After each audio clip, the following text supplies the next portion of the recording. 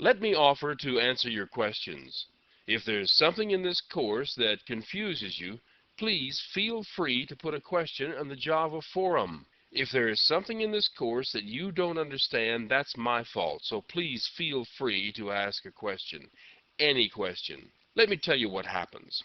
You're going along, following me through the examples, and bang, I say something that either doesn't make sense to you or isn't quite clear, or maybe it's just incomplete. If you don't clear up that point, it makes the next thing you study a bit fuzzy, and then the next, and the next. First thing you know, the whole thing's fouled up, and it could be because I just left something out or said it wrong. Please ask. Anything's fair game. If it's about Java, I will answer the question. I check in with the forum once a day. Oh, and there are no stupid questions. If you're embarrassed by your question, do it anonymously. Log in as Moose Breath or something, and nobody will know it's you.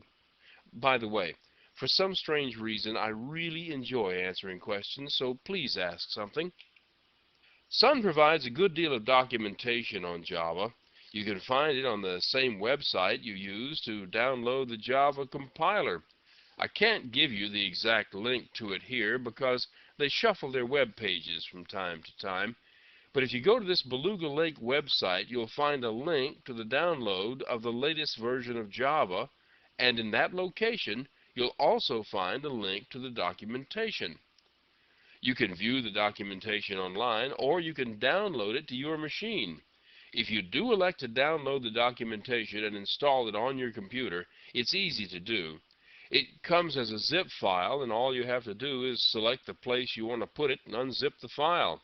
It will create a directory named Docs and put all the documentation in it and in a subdirectory of it. Just aim your browser at index.html and you're in business. I always download the documentation and I install it in the directory with the Java compiler. The advantage of downloading your own copy is that the web browser responds much faster when you bring up a page, and if you're on a dial-up link, that's a double blessing. I'm also providing you with an email address that you can use in the maintenance of that website. If you find a link on the website that is wrong or no longer active or whatever, let me know at this email address and I'll fix it. I check the links from time to time, but sometimes I make changes before I see them. Now let's look at the documentation. This is the main page of the documentation. This is the documentation for the Java version 1.4.2. Now the format will vary a bit from one version to the next, but it's fundamentally the same. As you can see, there's quite a bit to choose from.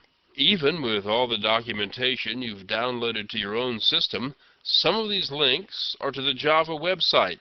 But the most used portion of the documentation is this, the API.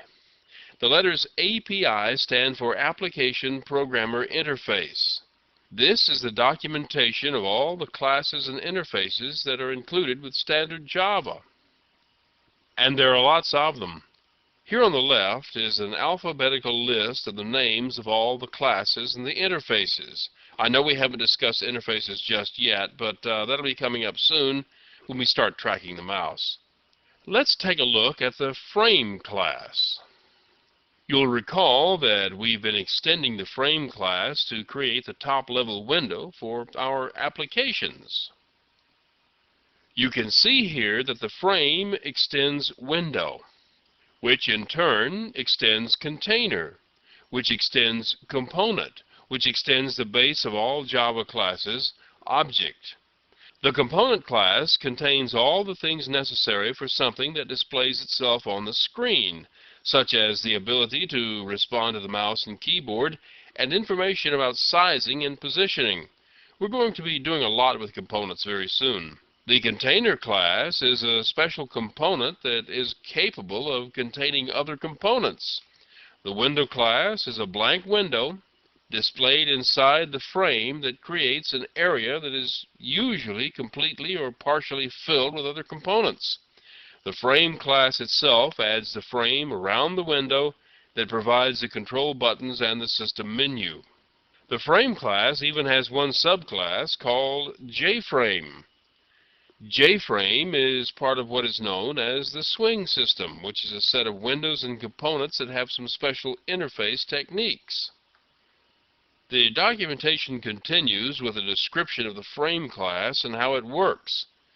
The description of some classes is better than others, but there is always an attempt made to describe what a class does and something about how it works.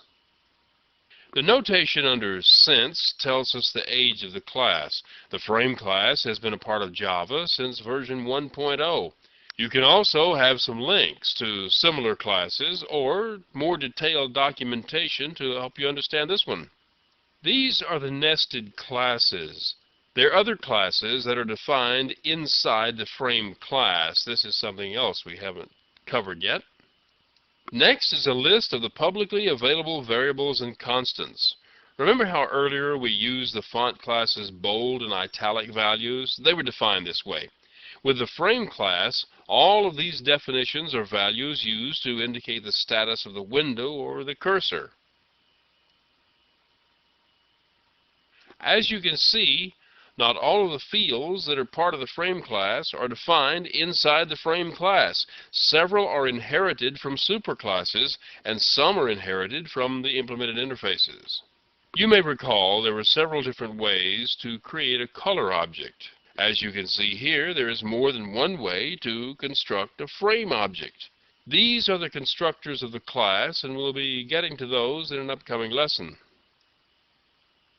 Next is an alphabetical listing of all the methods.